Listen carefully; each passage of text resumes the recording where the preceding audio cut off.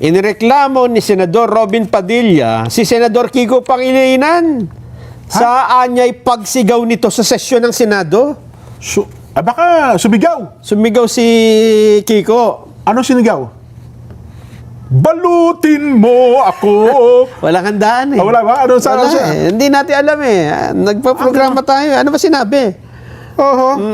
So, nagsasalita si Senador Loren. Yata, oo. Tapos, biglang sumingit at sumigaw si ano? Oo, hindi natin alam eh. Hindi ba natin may papakita? Para kung kami lang na nagkukwento kasi parang hindi rin namin alam eh. Nagpo-programa tayo. Casting baka nag-modulate. Yan. Ipakita natin. Yun. Boses ng Senador. Rules natin na sinasabing pwede mong sigawan ng kapwa mo senador?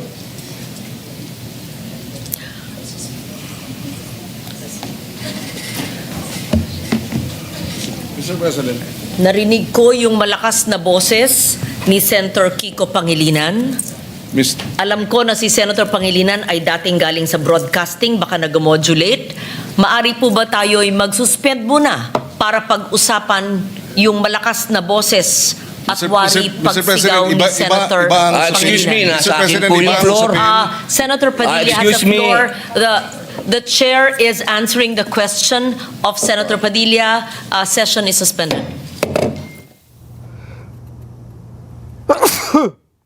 Ayun. Hindi, wala na ano eh.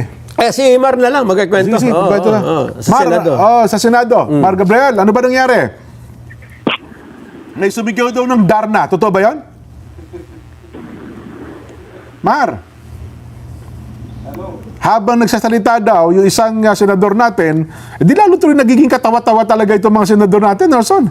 Di ba, akala ko ba ayaw natin sapagkat sila yung mga honorable, mga pinagpipitaga ng tao. Kung ganito mangyayari sa Senado natin, pagkatawanan talaga tayo ng taong bayan. Ano kaya ano? Di ba?